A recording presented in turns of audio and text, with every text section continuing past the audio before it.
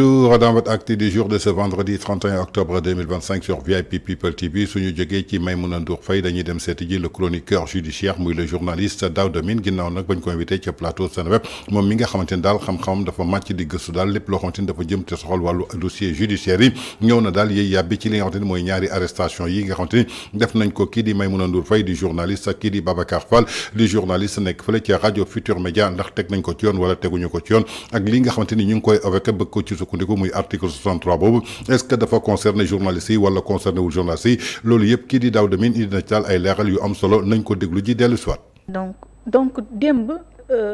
libéré nañu tey ma wax sax balaa maa ñëw ci cas Babacar moom libéré nañu ko waaye ñu tegoon ay charge am ñaar Maïmouna Ndour Faye atteinte à la sûreté de l'État atteinte à l'autorité de la justice. Comment peut-on expliquer diggante interview bi ak interpellation bi ñaari charge yi ñu teg ci kaw. waaw ma gisuma ko wax honnêtement mooy li ma la wax sànq c'est-à-dire que man li ma la wax noonu gisuma benn infraction bu nga xamante ne mën nañ koo teg ci Maïmouna Ndour Faye wala mën nañ koo teg ci Babacar Fall gisuma ko élément yi nga xamante ne moo am yow journaliste jël nga ku nga xamante ne c'est quelqu'un bu mën a joxe information bi soxla nga ko askan bi soxla nga ko nga tànd ko sa micro je vois pas une faute bu nga xamante ne mën nañu wax ne par exemple yow tu as attenté véritablement à l'intégrité du territoire national xam nga tu es quelqu'un bu nga xamante ne da ngay saper le moral des troupes wala da nga saper véritablement l'autorité de la justice et consort gisuma ko j'ai pas vu ça gisuma ko donc je vois pas véritablement infraction bu nga xamante ne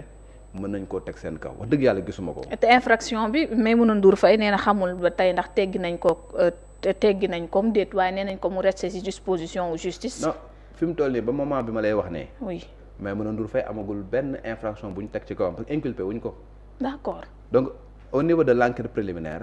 les gens ils se basent sur des indices pour placer quelqu'un en garde à vue boo xoolee même dans les procès-verbaux d'enquête préliminaire les chroniqueurs judiciaires yiy lire ay procès-verbaux da ngay gis ñu naan c'est des indices graves et concordants xam nga de nature à motiver xam nga une garde à vue et consort donc loolu noonu nga xamante ne jël nañ ko jàpp ne ay ñaawteef lañ ay indices lañ jàppoon ni dafa def loolu ñu daal di koy placer en garde à vue maintenant kañ la amoon ay charges yu nga xamante ne day tegu ci kawam mooy su fekkoon ni jël nañ ko tey déféré woon ko au parquet daal di jël moom ci boppam daal di koy inculper du transmettre le dossier au niveau du tribunal des flagrants délits wala mu jox ko en juge d'instruction inculpé ko bu boobaa la ñuy doog a wax ne y a des charges qui sont retenues contre moom mais fi mu toll nii ma lay wax ne y a aucune charge bu nga xamante ne qui a été retenue contre Maïmouna Ndour Faye ni contre Babacar Fall fi mu toll nii ma lay wax ne d'accord alors Babacar Fall moom dañoo tere Maïmouna Ndour Faye alors moom le matin mu jël Madiambal Diagne waaw Madiambal Diagne li mu wax fee yëpp résumé na ko daanaka ci fële ci gisin nag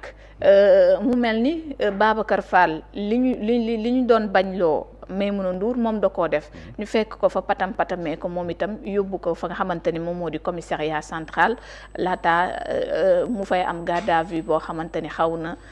ñu ci door a toftalu libération moom tamit ndax du erreur de sa part wala boog il a agi en tant que journaliste. dañ ko tooñ li ko texte yi may moom la def il a le droit de chercher des informations constitution bi may ko code de la presse bi may ko dama ne la tey jii jusqu'au moment où je parle gisuma benn article boobu nañ ma ko war na su fekkee ni am na. man bokk je dis. Il y en a qui ont évoqué l'article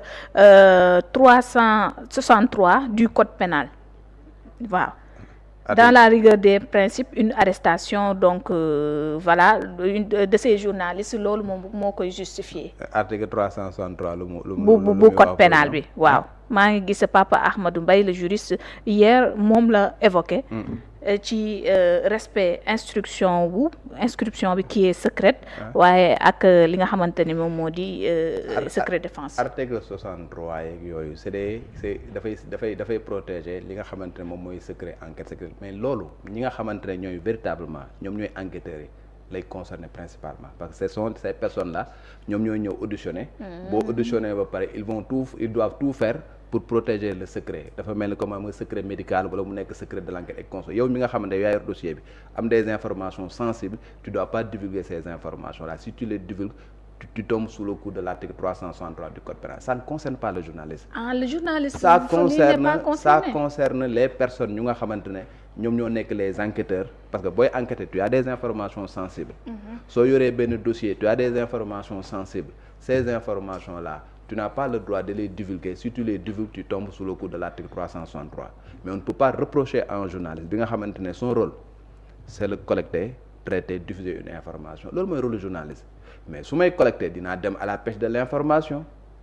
li tax ñu ne journaliste bi dafa war a protéger ses sources ça veut dire que man su ma demee à la pêche de l'information des fois je rencontre des personnes ñu nga xamante ne dañu am obligation de réserve. Il peut me donner une information bu nga xamante ne man sama seule obligation mooy lan ma vérifier véritablement ndax information bi c'est une information bu nekk dëgg c'est une information bu nga xamante ne du salfaañe ak yelleefu nit ñi du information bu nga xamante ne dafay véritablement troubler ordre public du information bu nga xamante ne tey jii su ma ko génnee ci penc mi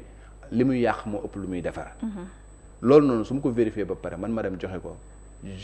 defuma lenn lu nga xamante ne dëppawul ak yoon j'aurais respecté li nga xamante ne moom la ma yoon may muy la liberté de presse j'aurais respecté li nga xamante ne moom mooy sama déontologie mooy collecter vérifier diffuser j'aurais fait exactement le travail tel qu'il m'a été demandé ni ma ko yoon mayee donc man jàpp naa encore une fois que ni que mu nekk Maïmouna Ndour Faye que mu nekk Babacar Fall gisuma fenn fu nga xamante ne dans le cadre de cette affaire là gisuma fenn fu nga xamante ne jéggi nañ charte maintenant les gens vont dire que ni way dañ ko tere Maïmouna Ndour Faye Babacar Fall ñëw def ko dafa défier mais un droit ça s'exerce un droit bu nga xamante ne xam nga droit moom moo la ko may mais kenn mënu la koo tere. Mais dañu naan aussi ki ñu interroger dafa défier la loi bu réew mi soxla nañu ko mu àbb yeneen yoon dem na même su fekkee fa mu nekk autorisé nañu ko. léegi ki nga xamante ne dañ koo soxla mu défier la loi kii régler problème boobu du journaliste bi du rôle journaliste pour que mu régler problème ki nga xamante ne daf défier la loi quand quelqu'un défie la loi c'est à l'État du Sénégal de faire en sorte que ki défie la loi ñu teg ko ci yoon il faut que ku nekk reste ci rôle am l'État du Sénégal gis na ni Madiambal Diagne ñoom jàpp nañ ni Madiambal Diagne dafa défier la loi initier nañ une procédure def nañ notice rouge pour ne ñun nañ ko localiser nañ ko jàpp loolu c'est pour faire en sorte que ki nga xamante ne jàpp nañu dafa soustraire xam nga ci li nga xamante ne moom la yoon tëral ñu mun koo jël xam nga teg ko ci fi nga xamante ne foofu la yoon loolu état mi ngi ci rôle am est-ce que les journalistes amoon nañ possibilité def notice rouge amuñu ko du seen rôle état moo am possibilité def na ko est-ce que journalistes am nañ possibilité def mandat d'arrêt international du seen rôle justice moo am rôle boobu est-ce que tey jii état du Sénégal am na possibilité ñun journalistes am nañ possibilité daal di demander une extradition pour que Madiambal ñëw fi amuñu possibilité wu état du Sénégal moom moo am possibilité def ko donc su fekkee y a quelqu'un bu nga xamante ne dafa défier la justice daal di ne moom kat li nga xamante ne dañ koo teg ci kaw moom àndu ci il fait tout pour se soustraire xam nga ci loi boobu il revient à l'État de faire les diligences qui s'imposent pour teg ko ci yoon et je pense que loolu mooy li nga xamante moom moo nekk di am notice rouge état du Sénégal def na ko il y a un mandat d'arrêt international bu nga xamante ne justice sénégalaise def nañ ko il y a une demande d'extradition bi nga xamante ne aujourd'hui c'est pendant devant la justice française et l'État du Sénégal est en train de faire les diligences pour au moins donner les arguments à l'État à la justice française pour que ñu jébbal Madiambal Diagne état du Sénégal pour que ñu mën a teg ko ci yoon loolu rôlu état la donc foofu amul dara luy laale ak liggéey journaliste bi. amul lenn luy laale ak rôle journaliste maintenant rôle journaliste xam nga mooy doon lan. loolu nga xamante ne état du Sénégal def na ko. les journalistes voudront savoir Madiambal Diagne actuellement ni procédure bi nga xamante ne c'est pendant devant la justice na la koy wax sax française fan lañ ci toll lan mooy li nga xamante moom moo ci am lan moo ci nangam ak nangam loolu yow sénégalais bëgg nga ko xam. bien sûr xam nga képp kuy sénégalais fii bëgg na ko xam. te ñooñu nga xamante ne bëgg nañ koo xam aussi il compte sur les journalistes pour que ñu informer leen par rapport à tout cela loolu mooy rôle journaliste bi d'aller collecter ces informations là et c'est exactement ce qui a été fait tey dans le cadre de la collecte dans le cadre de la collecte su fekkee ni yow tu peux accéder à la personne bi nga xam ne muy ndeyu mbileje mais kooku mooy sa meilleure source. oui mooy sa meilleure source. parce que ku ne bëggoon nga am exclusivité bi avoir ces informations. mbir bu jotee bu dalee ci nit la plupart boo jotee ci nit kooku exclusivité la. tey ba ñuy toog di wax affaire Sweet Beauté et consort amoon Ousmane Sonko ku ko am xam nga exclusivité la. ba ñuy toog di wax affaire Sweet Beauté amoon tey Adji Sarr ku ko amoon exclusivité la. ba ñuy wax par exemple évasion bu Boy Djiné ku am Boy Djiné exclusivité la donc ka nga xamante ne moom mooy le principal concerné yow journaliste si tu parviens à l'avoir tu as une exclusivité maintenant traitement bi c'est juste d'avoir un traitement responsable fexe ba nga xamante ne yow information bi ngay joxe mu nekk information boo xam dafay servir askan bi et non pas information bu nga xamante ne li muy yàq mu ëpp lu muy defar et dans cette information là ana li nga xamante ne moom la yàq ana li nga xamante ne moom la yàq ana li nga xamante ne moom la Madiambal Diagne wax ci interview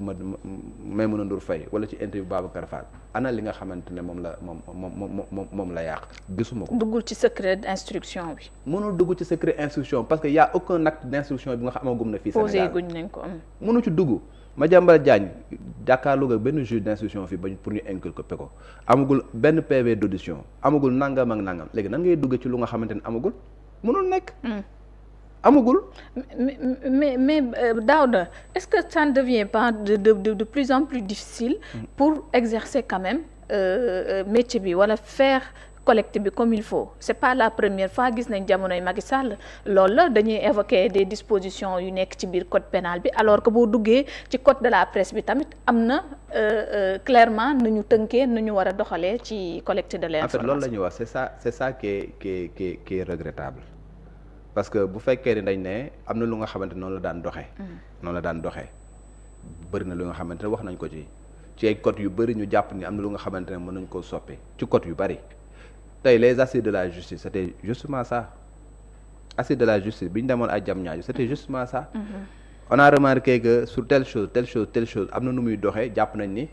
kon ñoo ko déggandoo muy kaddu yi nga xamante ni moom le chroniqueur judiciaire di le journaliste Daouda Mine nga xamante ni xam-xam dafa màcc jëm ci lépp loo xamante ni dafa soxal dossier judiciaire moom lay gëstu moom lay wax xam li nga xamante ni moom la article yi wax jëmale ko ci code de procédure pénale ba ci code pénal gis na ne daal li nga xamante ni mooy Maïmouna Ndour Faye interview bi dox ci digganteem ak Madiambal Diagne ak diggante bi nga xamante ni ñu ngi koy diviser éruption bi nga xamante ni gendarme yi def nañ ko ci lokoom daal di koy arrêté ak ñaari chef d'accusation yi nga xamante ni teg nañ ko ci ndoddam loolu yëpp lan moo koy justifié moom mi di chroniqueur judiciaire bi ba léegi daf ko daal di jaaxal xamul fan la ñu sukkandiku fan lañ ko teg Maïmouna Ndour Faye journaliste la dafa am droit dem wëri ji information te su amee information daf ko war a jox askan bi ndaxte métier bi nga xamante ni moom la tànn muy journalisme moom moo ko daal di jox kon tey jii gisul benn yoon ban yoon la état du Sénégal mën a jaar ba daal di def éruption ba noppi daal di violer lépp loo xamante ni ay texte la dugg ci biir ba noppi daal di koy arrêté moom daal kii di chroniqueur judiciaire bi jaaxal na ko lool ginnaaw loolu nag li nga xamante ni moom la ñu bañaloon Maïmouna Ndour Faye ci talaata ci guddi ba ñu xëyee àllarba ci suba moom Babacar Fall nekk fële ca rajo Futur Média daf ko daal di réussir am li nga xamante ni mooy Madiambal Diagne ginnaaw lépp loo xamante ni waxoon na ko ci Maïmouna Ndour Faye te askan bi jotuñu ko woon dégg moom mi nga xamante ni maanaam mooy Babacar Fall daf ko daal di tënk bi mu ko tënkee daal di koy wax foofa ca rajo Futur Média ginnaaw loolu nag la ñu gisaat policiers yi def la ñu defoon ca télévision Maïmouna Ndour Faye ñëw foofa ca Médina patame kii nga xamante ni mooy Babacar Fall moom aussi daal di koy mënate yóbbu ko fële ca sûreté urbaine ginnaaw nag ba nga xamante ni moom defu fa sax 24 heures ndax ñaari chef d'inculpation yi ñu tegoon ci ndoddu kii di Maïmouna Ndour Faye bi nga xamante ni jotul sax diffuser intégralité entretien bi alors que moom Babacar Fall diffusé na ba noppi est-ce que loolu lañ tegoon ci koom ak li nga xamante ni moo sukkandiku ci libération fan lañ ko teg est-ce que tey dafa am benn yoon boo xamante ni dafa tere benn journaliste mu interviewé ki nga xamante ni maanaam citoyen sénégalais la bi nga xamante ni tey jii dafa nekk ci coup mandat d'arrêt international gisuñu benn texte wala benn loi boo xamante ni daal prévoir na ko moo tax toujours ñu ngi posé wu question kan moo ordonné li nga xamante ni mooy station Maïmouna Ndour Faye ak kii di Babacar Fall dossier yu ëpp yoo xamante ni suñ ko gisoon kii nga xamante ni mooy procureur dafay daal di autosaisir te bés bu procureur autosaisir foog ñu jébbalaat ko dossier bi moom ci boppam moo koy jébbal kii nga xamante ni mooy juge d'instruction soit mu libéré ko soit par contrôle judiciaire wala may ko liberté provisoire dossier bi nekk en cours mais ba fii ñu toll gisuñu benn poursuite wala benn charge boo xamante ni toppee nañ ko ñaar ñi nga xamante ni tey jii fële lañu yem maanaam mooy ca commissariat police ndaxte li nga xamante ni mooy procureur jotul benn yoon benn dossier ba jébbal ko juge d'instruction pour que mu am ay poursuites kon donc lan moo waraloon coow li ak tole bi nga xamante ni tey jii gàkkal na image yu Sénégal jëmale ko ci àdduna wërngal këpp muy jamono ji nga xamante ni ñëpp koo xamante ni da nga bokk ci presse francophone nekk ci Afrique fii lañ doon daje ñu gis ay gendarme yu def éruption ci biir këru taskatu xibaar ba noppi di arrêté ñaari journaliste ba noppi daal di couper ñaari chaîne de télévision donc doon na daal loo xamante ni tey jii ñu bare rafetlu wuñu ko daal dinañ koy ñaawlu fu ñaawlu yam ginnaaw loolu nag moom mi nga xamante ni tey jii mooy journaliste bi ñenn ñi nga xamante ni dañu sukkandiku ci benn article 63 bi nga xamante ni daal moo tere ñaari journalistes yi def loolu moom mii di journaliste bii di chroniqueur judiciaire Daouda Mine daal dina koy weddi ba mu set wecc article boobu concerné wul journalistes yi mi ngi concerné ñi nga xamante ni tey jii mooy enquêteurs yi suñu xasee ba ubbi enquête daal di auditionné lépp loo xamante ni wax nañ ko ci biir ñoom waruñu ko génne donc dañu war a protéger li nga xamante ni mooy secret bi nga xamante ni mooy enquête bi suñ ko génnee nag si la ñuy sukkandiku ci article 63 boobu kon doon na daal loo xamante ne tey jii ñu bëri ñu ngi koy ruumandaat concerné wul ñaari journalistes yi dañu am droit à l'information am droit dem interview ji doomu aadama mu daal di teg te ki nga xamante ni interview na ko ba tey jii dégguñu dara loo xamante ni wax na ko mu dugg ci dossier bi nga xamante ne mooy dossier judiciaire bi dafa ñëw ci ay révélation en tant que casquette journaliste bi nga xamante ni am na ko en tant que ki nga xamante ni aussi homme d'affaires la tey jii suñu sukkandikoo dafa mel ni daal état bu Sénégal moo daal di perte ci li nga xamante ni def na ko ci dossier Madiambal Diagne ndaxte Madiambal Diagne bi ñu jàppee woon un fugitif tey jii soo demee ca bitim réew foofa ca France lan lañ ko jàppee un opposant exilé kon jàpp na daal ki ñu persécuté la fii nga xamante ni mooy ci réewam.